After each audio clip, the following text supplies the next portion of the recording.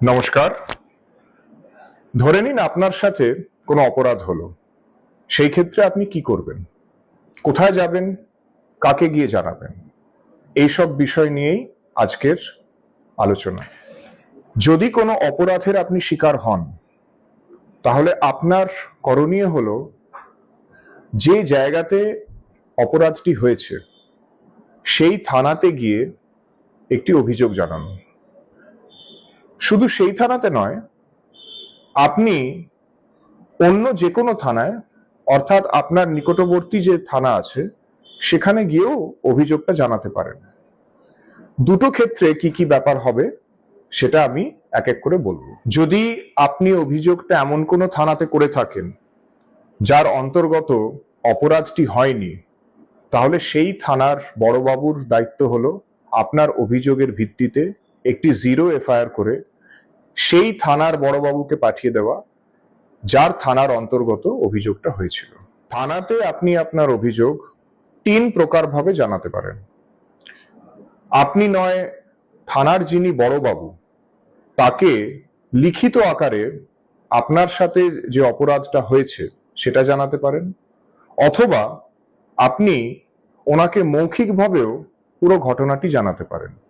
যদি আপনি মৌখিকভাবে ঘটনাটি জানান, তাহলে থানার বড়বাবুর এটা কর্তব্য যে আপনার যে বক্তব্য সেটা লিখিত আকারে নয় উনি বা ওনার কোনো অফিসারকে দিয়ে লিখিয়ে নেওয়া।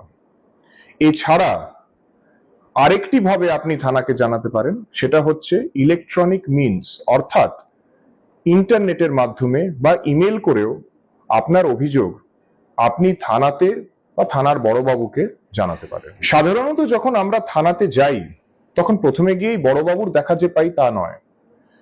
প্রথম যার সাথে আমাদের দেখা হয় থানাতে তিনি হলেন থানার ডিউটি অফিসার। এই ডিউটি অফিসার হচ্ছেন সেই অফিসার যিনি থানার বড়বাবুর নির্দেশেই আপনার অভিযোগ নেবার জন্য থাকেন। অর্থাৎ আপনার লিখিত অভিযোগ হোক বা মৌখিক অভিযোগ, আপনি তাকেই জানাবেন। যদি আপনার অভিযোগটা মৌখিক হয় তাহলে সেটাকে লিখিত আকারে করে নেওয়ার দায়িত্ব কিন্তু প্রাথমিকভাবে সেই ডিউটি অফিসারেরই থাকে।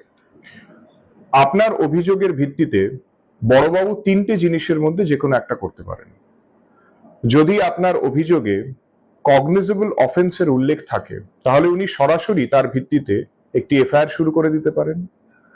যদি কোনো কগনিজেবল অফেন্সের উল্লেখ না থাকে, শুধুমাত্র নন কগনিজেবল অফেন্সের উল্লেখ থাকে, তাহলে উনি শুধুমাত্র একটি জেনারেল ডায়েরি করবেন। এছাড়া যদি অভিযোগের মধ্যে এমন কিছু কগনিজেবল অফেন্সের উল্লেখ থাকে যেগুলোর শাস্তি 3 বছর থেকে 7 বছরের কম, সেই ক্ষেত্রে উনি সরাসরি এফআইআর না করে সেটাকে প্রিলিমিনারি এনকোয়ারির জন্য পাঠিয়ে দিন। প্রিলিমিনারি এনকোয়ারির ক্ষেত্রে থানার বড়বাবু তার ঊর্ধ্বতম কর্তৃপক্ষ অর্থাৎ ডিএসপির কাছ থেকে অনুমতি চান সেই প্রিলিমিনারি এনকোয়ারি করার। যদি ডিএসপি সাহেব অনুমতি দেন তাহলে উনি প্রিলিমিনারি এনকোয়ারি করে দেখতে পারেন যে যে অভিযোগটা আছে সেটা দিয়ে এগিয়ে যাওয়া দরকার কিনা বা ফার্দার ইনভেস্টিগেশন করা প্রয়োজন কিনা। সেইটা করার জন্য সময়সীমা থাকে 14 দিন।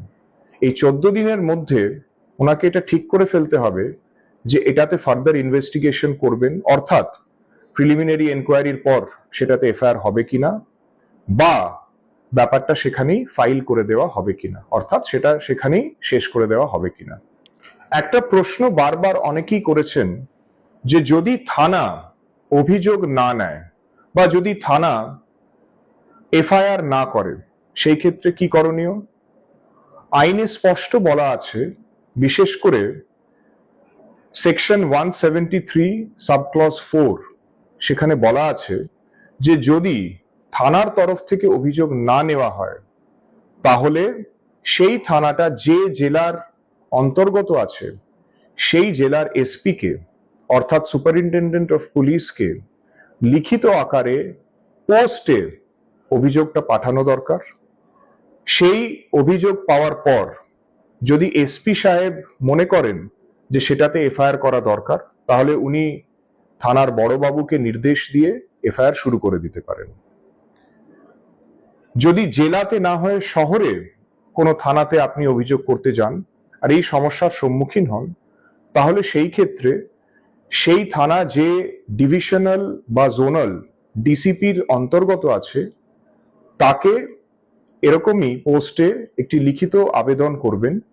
সেই লিখিত আবেদনের ভিত্তিতে ডিসিপি সাহেব যদি মনে করেন যে এফআইআর করা প্রয়োজন, তাহলে উনি থানাকে বলে এফআইআরটা করিয়ে দিতে পারেন। এসপি সাহেব বা ডিসিপি সাহেবও আপনার অভিযোগের ভিত্তিতে কোনো এফআইআর না করেন, সেই ক্ষেত্রে আপনি ওইখানকার যিনি জুডিশিয়াল ম্যাজিস্ট্রেট আছেন তার কাছে আপনার অভিযোগ একটি এফিডেভিট আকারে দায়ের করতে পারেন। জুডিশিয়াল ম্যাজিস্ট্রেট সাহেব আপনার অভিযোগের ভিত্তিতে যদি মনে করেন তাহলে একটা এনকোয়ারি করতে পারেন। উনি সেই থানাকে দিয়েও সেই এনকোয়ারি করাতে পারেন, অথবা যদি মনে করেন তাহলে থানার কি বক্তব্য আপনার অভিযোগের সেটা জানতে চাইতে পারেন। তার ভিত্তিতে যদি ওনার মনে হয় যে পুরো ব্যাপারটাতে একটি এফআইআর করা প্রয়োজনীয়, তাহলে উনি থানার বড়বাবুকে নির্দেশ দিতে পারেন যে ব্যাপারটাতে তৎক্ষণাৎ একটি এফআইআর করা হোক। মহামান্য কলকাতা হাইকোর্টের একটি নির্দেশিকা আছে যেটাতে বলা হয়েছে যে যদি জুডিশিয়াল ম্যাজিস্ট্রেট থানার বড়বাবুকে কোনো ব্যাপারে এফআইআর করতে বলেন, তাহলে যেদিন যে সময় থানার বড়বাবু ওনার নির্দেশটা পাচ্ছেন তার 24 ঘন্টার মধ্যেই ওনাকে এফআইআরটা করে দিতে। এফআইআর করার ক্ষেত্রে আরো দুটো জিনিস বলে দেওয়া জরুরি।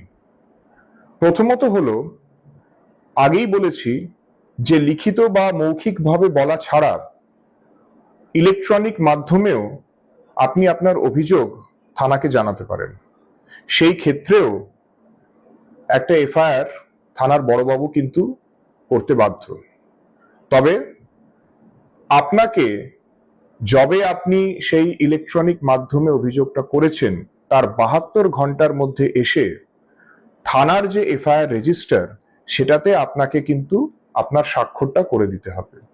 যদি সেই সময়ের মধ্যে আপনি আপনার স্বাক্ষর না করেন, তাহলে সেই ক্ষেত্রে কিন্তু ইলেকট্রনিক্যালি যে অভিযোগ আপনি দিয়েছেন সেটাকে এফআইআর হিসেবে ধরা। দ্বিতীয়ত, আপনি যদি কোথাও অভিযোগ করেন আর সেই অভিযোগের ভিত্তিতে এফআইআর করা হয়, তাহলে সেই এফআইআর এর কপি আপনি কিন্তু বিনামূল্যে থানার কাছ থেকে পেতে পারেন। সেটি আপনার অধিকার। শেষ করব এটা বলে যে যদি অভিযোগটা ধর্ষণ, শ্লীলতাহানি বা সেই জাতীয় কোনো অপরাধের হয় এবং যিনি অভিযোগকারিনী তিনি যদি ভিকটিম হন, সেই ক্ষেত্রে তার অভিযোগটা বা তিনি সেই যে তথ্যটা দিচ্ছেন সেটা একজন মহিলা পুলিশ অফিসার অথবা একজন কোনো মহিলা অফিসারই নেবেন। এছাড়া যদি অভিযোগকারিনী এমন একজন কেউ হন যিনি মানসিক বা শারীরিকভাবে অক্ষম, সেই ক্ষেত্রে অভিযোগটা তার বাড়িতে অথবা এমন কোনো জায়গায় যেখানে বলতে তার কোনো দ্বিধাবোধ তিনি করবেন না, সেই রকম জায়গাতে নেওয়া হবে এবং যদি প্রয়োজন হয় তাহলে কোনো ইন্টারপ্রেটার বা স্পেশাল এডুকেটরের উপস্থিতিতে নেওয়া হবে। আর যখন তিনি সেই অভিযোগটা করছেন সেটার ভিডিওগ্রাফিও করা হবে। থানাতে অভিযোগ কিরকম ভাবে করবেন সেটা নিয়ে আজকে আমাদের এই প্রতিবেদন আশা করি আপনাদের কার্যকরী হবে। আসছে দিনে এরকম আরো ভিডিও আমরা বানাবো। আজকের প্রতিবেদন সংক্রান্ত যদি কোনো প্রশ্ন থাকে তাহলে অবশ্যই কমেন্ট বক্সে লিখে জানাবেন। কিছুদিন পরে ফেসবুক লাইভ করে সেই প্রশ্নের উত্তর দেওয়ার চেষ্টা করব। সবাই ভালো থাকুন। নমস্কার।